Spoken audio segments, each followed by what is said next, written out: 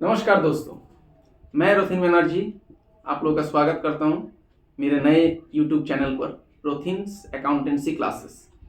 इसमें मैं डिस्कस करूंगा अकाउंटेंसी का हर एक चैप्टर जो स्टूडेंट को दिक्कत होता है प्रैक्टिकल प्रॉब्लम्स का सॉल्यूशन करने में। तो मैं आप लोगों को कुछ आसान तरीका बताऊंगा ताकि उससे आप लोगों को मदद हो अकाउंटेंसी का प्रैक्टिकल प्रॉब्लम्स जो है उसको कैसे सॉल्व किया जाए। तो देरी ना करते हुए सीधा वीडियो की तरफ आगे बढ़ते हैं। वीडियो शुरू करने से पहले मेरा एक निवेदन है, अगर वीडियो आप लोगों को अच्छा लगे तो उसको लाइक, शेयर और कमेंट कीजिएगा। और हाँ, एक छोटा सा निवेदन, हर कोई सब्सक्राइब कीजिएगा वीडियो को और ऊपर में बेल आइकन को जरूर दबाइएगा ताकि नए नए वीडियो का नोटिफिकेशन आप लोगों को मिलता रहे। क्योंकि आप लोग अगर मुझे प्यार देंगे तभी मुझे प्रेरणा मिलेगा आप लोगों के लिए नया नया वीडियो प्रस्तुत करने के लिए। तो चलिए, आज का टॉपिक है जो कि क्लास 11 का बच्चों के लिए, हर एक बोर्ड का बच्चों के लिए, और ये एनईपी में, न्यू एजुकेशन पॉलिसी में, कुछ यूनिवर्सिटीज में बीकॉम में भी ये दिया हुआ है। इस चैप्टर का नाम है जर्नल। तो जर्नल करने में बच्चों को, जर्नल एंट्री पास करने में बच्चों को काफी दिक्कतें आता है कि कौन सा अकाउंट डेबिट होगा, कौन सा अकाउंट क्रेडिट होगा, कैसे प्रस्तुत करना है उसको। तो इसके बारे में मैं आप लोगों को कुछ आसान तरीका बता दूंगा। जैसे कि प्रैक्टिकल प्रॉब्लम शुरू करने से पहले थोड़ा थियोरेटिकल नॉलेज हम लोगों का रहना जरूरी है।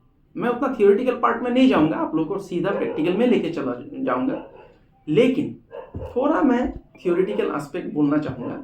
जर्नल, ये जो जर्नल शब्द आया है ना, ये फ्रेंच वर्ड से आया है। जोर, जोर मतलब डे, मतलब हर रोज, दिन, डे मतलब दिन। तो जर्नल में क्या होता है, आप जब बिजनेस कर रहे होते हैं तब आपका जो रोजमर्रा का ट्रांजैक्शन होता है, ट्रांजैक्शन, अभी ये शब्द बहुत जरूरी है। ट्रांजैक्शन, ये शब्द क्या होता है? ट्रांजैक्शन मतलब लेन देन, मतलब आप बिजनेस करेंगे तब आपका लेन देन होगा। सामान आप किसी सप्लायर से खरीदेंगे, फिर उसको बेचेंगे, बाकी में भी सामान किसी को देंगे, कैश में भी देंगे। लेकिन हाँ, ट्रांजैक्शन क्लियर होना बच्चों को बहुत जरूरी है। ट्रांजैक्शन दो तरीके का होता है, एक कैश ट्रांजैक्शन, एक क्रेडिट ट्रांजैक्शन। कैश ट्रांजैक्शन क्या होता है?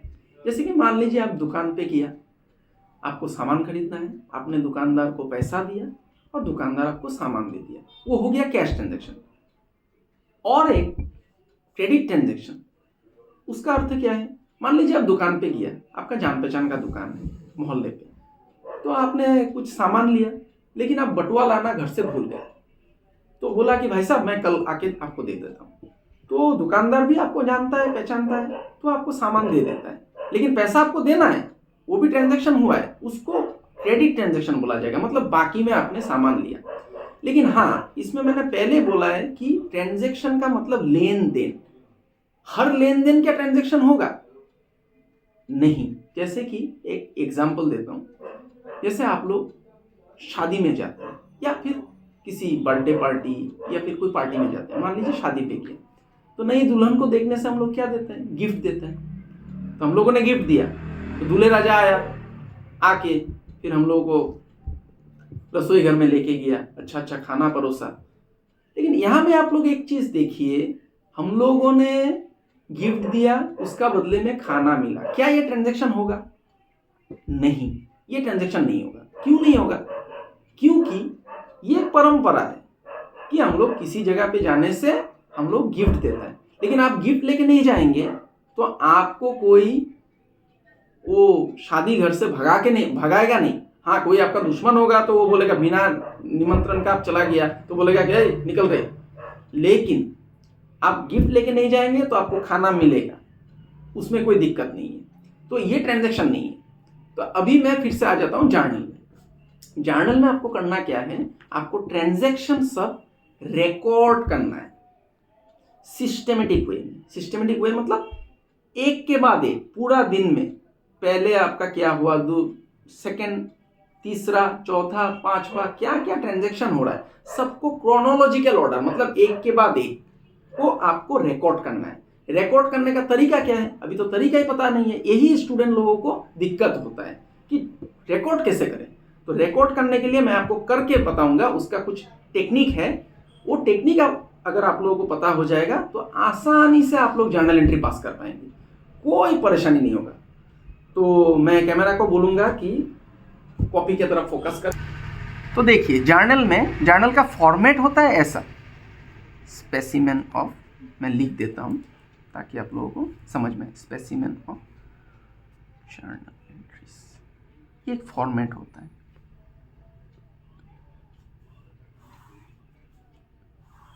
आप लोग पेंसिल और स्केल इस्तेमाल कीजिएगा, मैं कलम से कर रहा हूँ।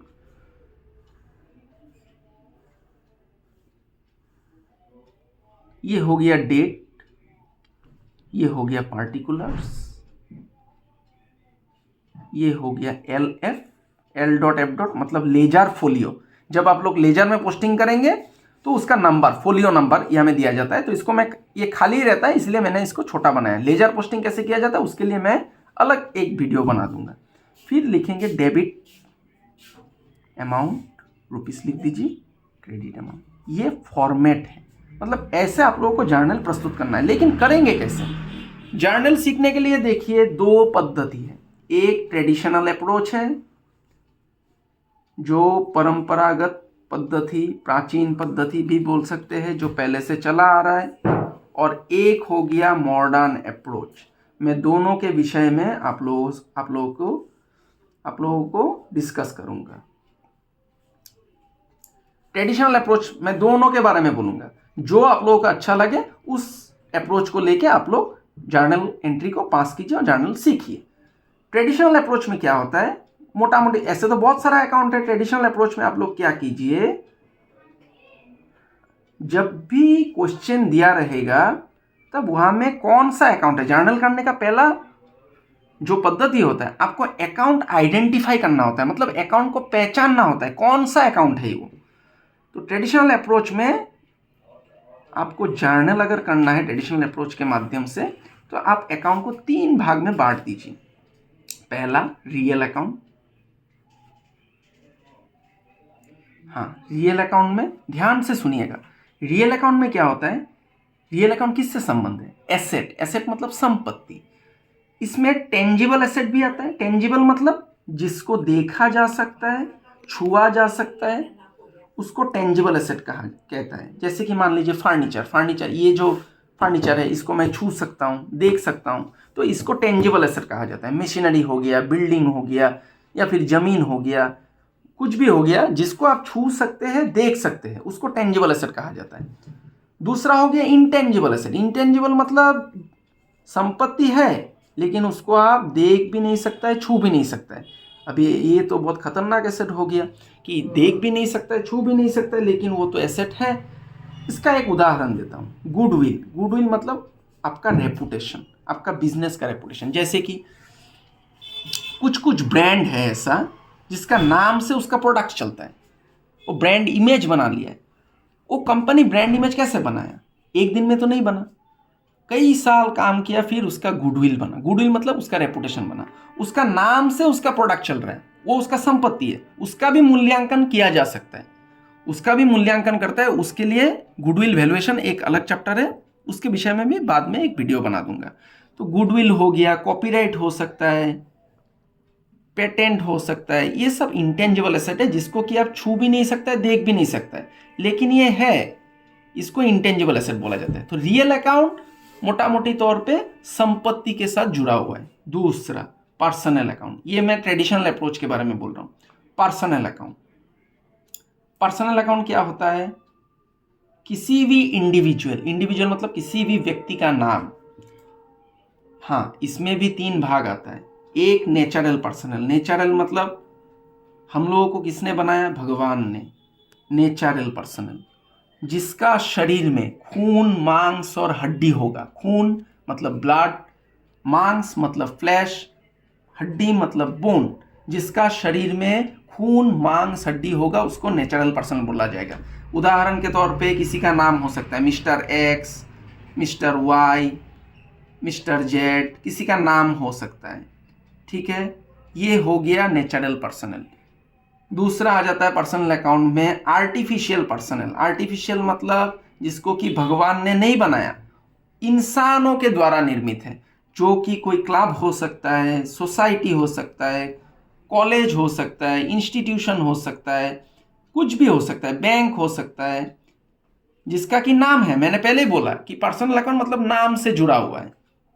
इंस्टीट्यूशन, ये स्पेलिंग थोड़ा रॉन्ग हो गया, ठीक कर लेता हूं। ये हो गया आर्टिफिशियल। आर्टिफिशियल मतलब जिसको इंसान ने बनाया लेकिन उसका नाम है, और उसका शरीर, उसमें खून मांस हड्डी नहीं है। इस बात को ध्यान में रखिएगा।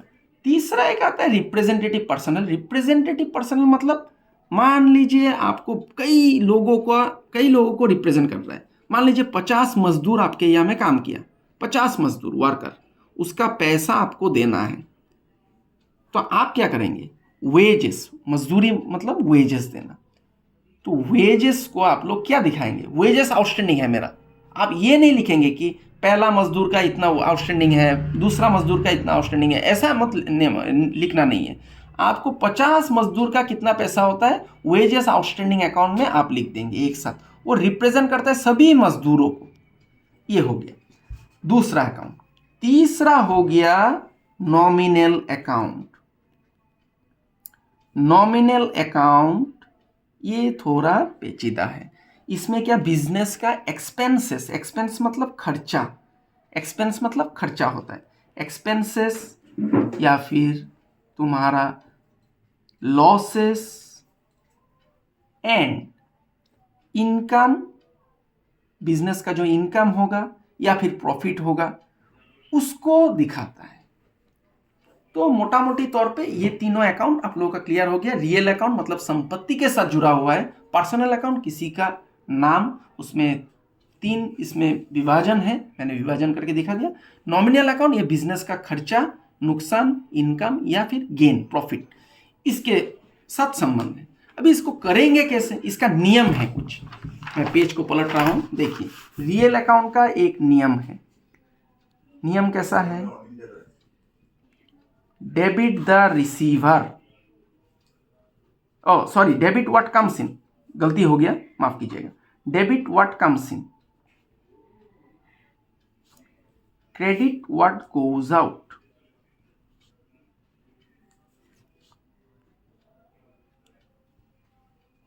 पर्सनल अकाउंट का नियम क्या हो गया?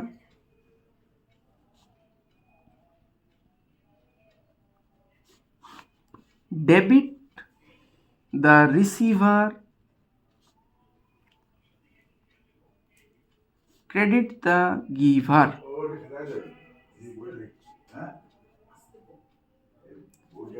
फिर तीसरा हो गया नॉमिनल अकाउंट। इसका नियम क्या हो गया? डेबिट एक्सपेंसेस एंड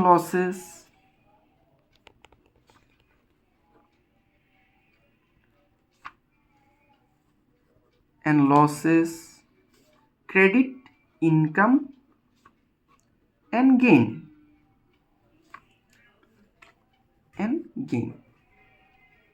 ये तीनों नियम। रियल अकाउंट में debit what comes in, credit what goes out, मतलब संपत्ति, अगर आप जब भी अकाउंटेंसी करेंगे किसी का नाम आपको दिया रहेगा तो उस नाम को आप खुद वो नाम बन जाइए। आप सोचिए कि मैं बिजनेस कर रहा हूं तो आपके पास संपत्ति आ रहा है तो डेबिट होगा। अगर कुछ चीज आप बेच रहा है, जा रहा है आपसे, आपका हाथ से, तो क्रेडिट होगा, रियल अकाउंट। पर्सनल अकाउंट, कोई व्यक्ति अगर रिसीव करता है तो डेबिट, कोई व्यक्ति अगर देता है तो गिवर, क्रेडिट। नॉमिनल अकाउंट क्या, आपका बिजनेस में खर्चा या नुकसान होगा तो डेबिट होगा, वो खर्चा, नुकसान होने से डेबिट होगा। इनकम हो गया या फिर प्रॉफिट हो रहा है तो आपका बिजनेस के लिए वो क्रेडिट होगा। ये हो गया ट्रेडिशनल अप्रोच पूरा। अभी मॉडर्न अप्रोच में आता हूं। मॉडर्न अप्रोच में आप लोगों को अकाउंट को 5 भाग में विभाजित करना है। पहला एसेट, दूसरा लायबिलिटीज, तीसरा कैपिटल, चौथा रेवेन्यू, पांचवा एक्सपेंडिचर या फिर एक्सपेंसेस बोल सकते हैं। एसेट में क्या, एसेट का मतलब होता है संपत्ति। एसेट अगर बढ़ेगा, इंक्रीज होगा, तो इंक्रीज मतलब बढ़ना, इंक्रीज होने से डेबिट होगा, डिक्रीज होने से, डिक्रीज मतलब घटना, एसेट अगर घटता है तो क्रेडिट होगा।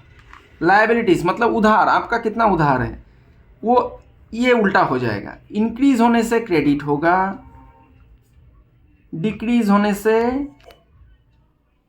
डेबिट होगा। कैपिटल, कैपिटल मतलब पूंजी, मूलधन बोलता है इसको। ये भी लायबिलिटीज के जैसा है नियम, इंक्रीज होने से, बढ़ने से, बिजनेस में आपने कैपिटल लगाया तो कैपिटल क्रेडिट होगा, घटेगा कैपिटल, आपने कैपिटल विड्रॉ कर लिया तो कैपिटल डेबिट हो जाएगा। रेवेन्यू मतलब आपका बिजनेस में कितना इनकम हो रहा है, इनकम होने से क्रेडिट होगा, और डिक्रीज होने से, घटने से इनकम डेबिट हो जाएगा। ये है नियम। एक्सपेंडिचर, एक्सपेंडिचर आपका अगर बढ़ जाता है तो डेबिट होगा, एक्सपेंडिचर अगर घट जाता है तो क्रेडिट होगा, डिक्रीज।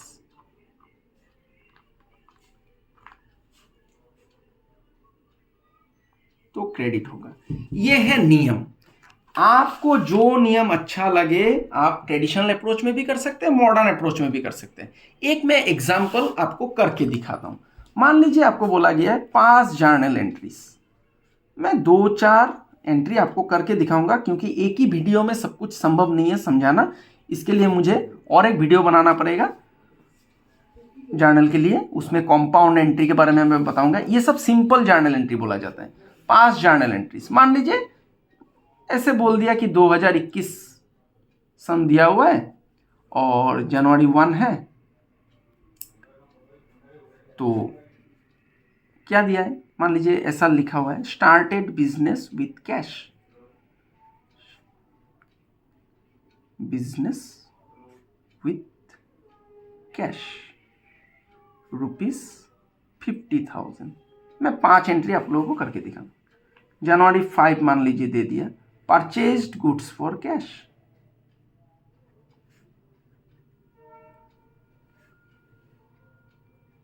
कैश ₹10,000। फिर जनवरी 10 को दे दिया, मान लीजिए सोल्ड गुड्स फॉर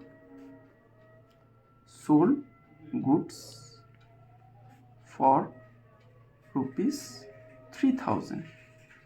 फिर मान लीजिए एक नॉमिनल अकाउंट का भी दे देता हूँ।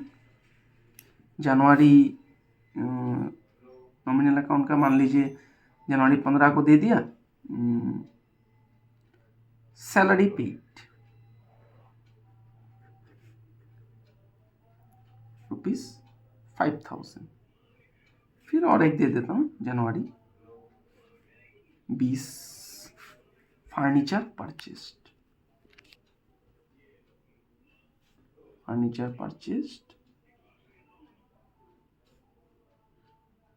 For cash ₹10,000। अब इसको बनाएंगे कैसे, देखिए मैं दोनों अकाउंट से आपको समझाऊंगा। जर्नल एंट्रीज, ऐसे आप लोग घर बना लीजिए, पहले जर्नल एंट्रीज बोल के लिख के,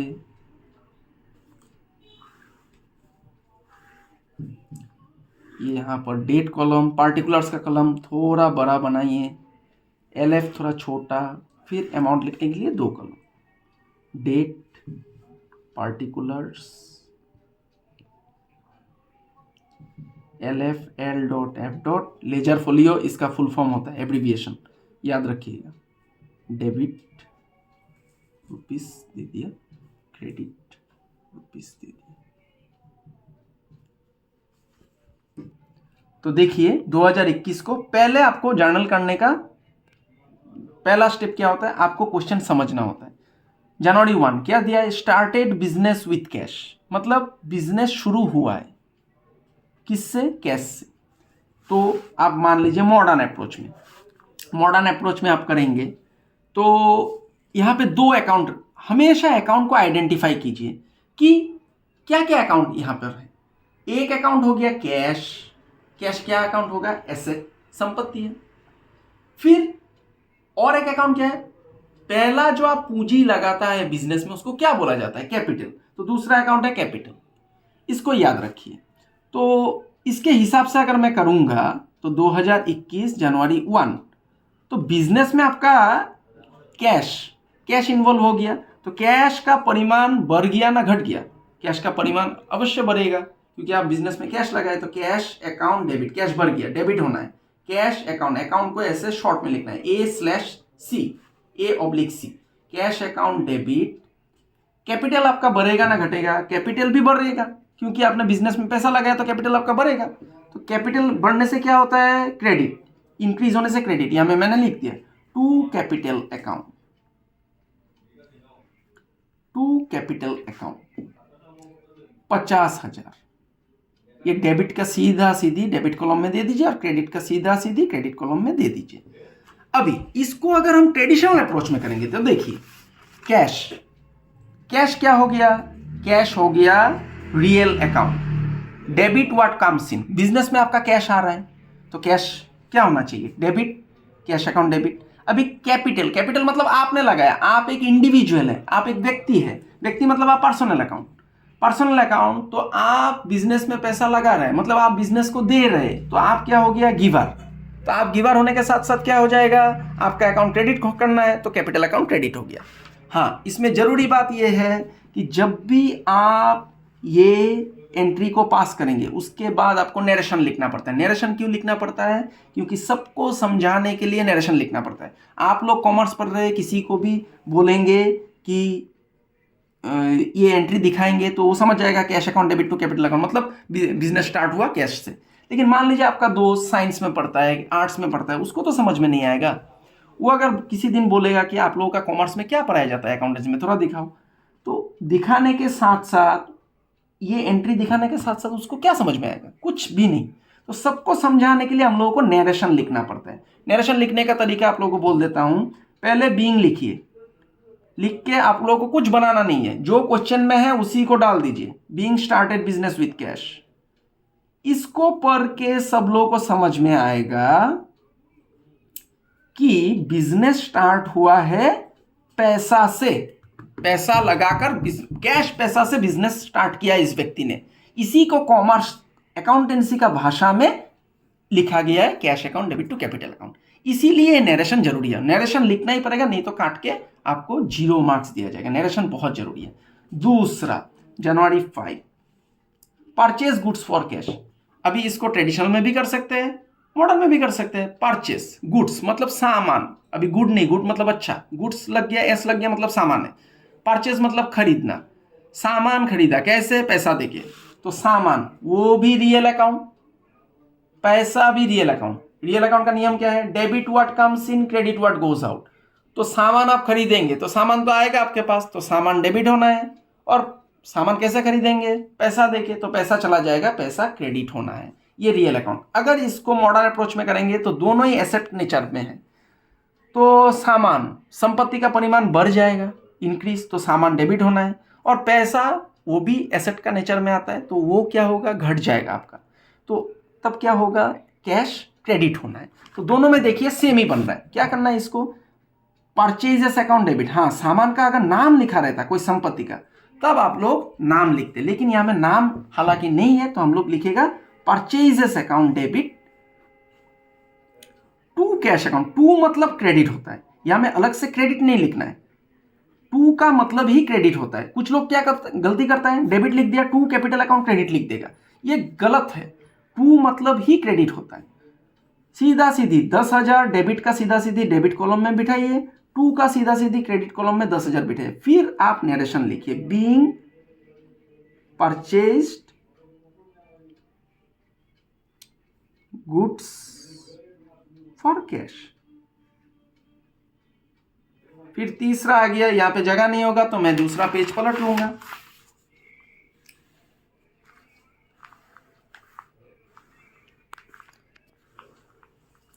तीसरा क्या है? पहले क्वेश्चन समझना बहुत जरूरी है। Sold goods for cash, sold मतलब बेचा, क्या? सामान। तो यहां पे क्या क्या अकाउंट इन्वॉल्व है? सामान रियल अकाउंट, कैसे बेचा? पैसा से, तो पैसा भी रियल अकाउंट है। सोल्ड गुड्स फॉर कैश लिखना मैंने भूल गया यहाँ पे, क्वेश्चन पे मैं थोड़ा सुधार कर देता हूँ। Sold goods for cash, cash भी रियल अकाउंट है, तो दोनों रियल अकाउंट और दोनों ही एसेट नेचर में आता है। तो देखिए आपका सामान आप बेचेंगे कैसे, पैसे से, पैसा आपको मिलेगा तो पैसा आएगा, तो पैसा डेबिट होना है, और सामान चला जाएगा, सामान आपका हाथ से चला गया तो सामान क्रेडिट होना है। वो उसी को अगर मॉडर्न अप्रोच में देखेंगे, एसेट, एसेट आपका क्या हो रहा है, यहाँ में डिक्रीज हो रहा है, सामान आपका चला गया तो एसेट आपका क्रेडिट होना है, मतलब सामान क्रेडिट होना है, और पैसा आपके पास आएगा मतलब एसेट आपका बढ़ेगा, कैश का परिमाण आपका बढ़ जाएगा, तो कैश तब डेबिट होना है। देखिए दोनों मेथड में सेम ही हो रहा है, सिर्फ आप लोगों को जो मेथड अच्छा लगे उससे आप लोग कीजिए। तो पैसा आपके हाथ में आएगा तो कैश अकाउंट डेबिट, टू मतलब क्रेडिट, सामान चला जाएगा, सामान का नाम नहीं है, खरीदने से हम लोग परचेज लिखता है, बेचने से क्या लिखेगा, सेल्स लिखेगा, सामान का नाम नहीं है, सेल्स अकाउंट। कितना अमाउंट है, 3000, 3000 दोनों तरफ लिख दीजिए डेबिट और क्रेडिट में। बीइंग, नरेशन को आप लोग क्वेश्चन देख देख के लिख सकते हैं, being sold goods for cash, goods for cash, इतना लिख दीजिए।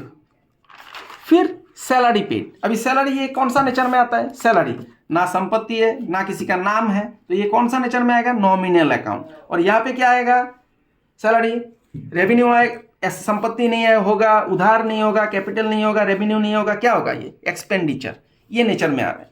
तो नॉमिनल अकाउंट का नियम क्या है, debit expenses and losses, credit income and gain, खर्चा या नुकसान होने से डेबिट, इनकम या गेन होने से क्रेडिट। तो आप सैलरी दे रहे अपना एम्प्लॉय को, तो आपके लिए खर्चा होगा ना इनकम होगा, आपके लिए अवश्य खर्चा होगा तो सैलरी तब डेबिट होना है। और यहाँ में भी आपका एक्सपेंडिचर बढ़ गया तो एक्सपेंडिचर बढ़ने से डेबिट होता है। सैलरी में आप क्या देंगे, पैसा देंगे, पैसा क्या नेचर में आएगा, रियल अकाउंट का, तो पैसा आपके हाथ में रहेगा ना चला जाएगा, चला जाएगा, चला जाने से क्रेडिट होगा, क्रेडिट व्हाट गोज आउट। और यहाँ में भी पैसा का नेचर क्या है, एसेट का नेचर, तो पैसा आपका घट जाएगा तो डिक्रीज, डिक्रीज मतलब क्रेडिट। तो क्या होगा, entry salary account debit to cash account, इसको भी लिख दीजिए आसानी से।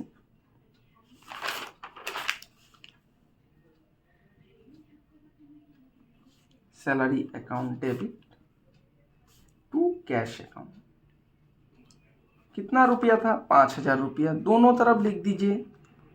देखिए मैंने ऊपर नीचे लिखा है, डेबिट का सीधा सीधी डेबिट कॉलम में अमाउंट लिखना है और टू का सीधा सीधी क्रेडिट कॉलम में अमाउंट लिखना है। ये गलती मत कीजिए, कुछ लोग सीधा सीधा लिख देता है।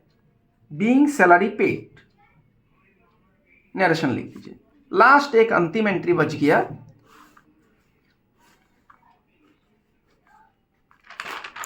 Furniture purchase for cash, January 20, furniture आपने खरीदा, फर्नीचर क्या नेचर में आएगा, रियल अकाउंट। कैसे खरीदा, कैश से, वो भी रियल अकाउंट। इसका नियम क्या है, debit what comes in, credit what goes out, आने से डेबिट, चला जाने से क्रेडिट। तो आप फर्नीचर खरीदेंगे, खरीदने से आपके पास फर्नीचर आएगा तो फर्नीचर डेबिट होना है, पैसा आपका पॉकेट से चला जाएगा, पैसा जाएगा तो क्या होगा, पैसा क्रेडिट होना है, टू कैश अकाउंट। फिर इसमें अगर जाएंगे मॉडर्न अप्रोच में, ये भी एसेट नेचर में है, तो फर्नीचर, घर में आपका संपत्ति का परिमाण बढ़ेगा तो फर्नीचर डेबिट होना है, इंक्रीज, और पैसा का परिमाण घटेगा, आपका पॉकेट से पैसा चला जाएगा तो पैसा का परिमाण घटेगा तो वो क्रेडिट होना है। दोनों में देखिए सेम ही एंट्री होता है। तो क्या होगा, फर्नीचर आएगा, फर्नीचर अकाउंट डेबिट,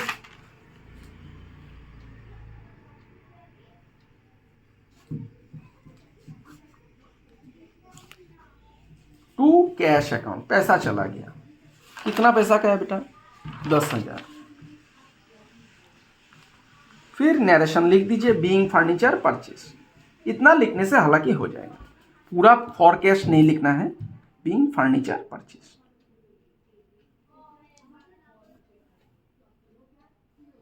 ये देखिए आसानी से हम लोग का जर्नल एंट्रीज बन गया। अगर हम लोग कुछ नियम को फॉलो करें, ये मॉडर्न अप्रोच या फिर आपका ट्रेडिशनल अप्रोच, ये नियम को फॉलो करने से आसानी से आपका जर्नल बन जाएगा। अभी मैं कैमरा को बोलूंगा कि मेरे तरफ थोड़ा, तो देखा आपने दोस्तों कि कितना आसानी से जर्नल एंट्री बन जाता है। हालांकि ये सिंपल जर्नल एंट्री है, कुछ एडवांस जर्नल एंट्रीज भी है, उसके लिए अलग से वीडियो बनाना पड़ेगा। अगर आप लोगों को समझ में आया तो आप लोग जरूर इसको लाइक, शेयर और कमेंट कीजिए। और हाँ, एक छोटा सा निवेदन, आप लोग चैनल को सब्सक्राइब करना मत भूलिएगा और ऊपर में बेल आइकन को जरूर दबा दीजिएगा। और आशा करता हूं कि ऐसे वीडियो में आप लोगों के लिए ला पाऊं ताकि सबको अकाउंटेंसी का जो प्रैक्टिकल प्रॉब्लम्स है उसको सॉल्व करने में आसानी हो। अब तक के लिए सबको धन्यवाद। सब स्वस्थ रहे, अच्छा रहे।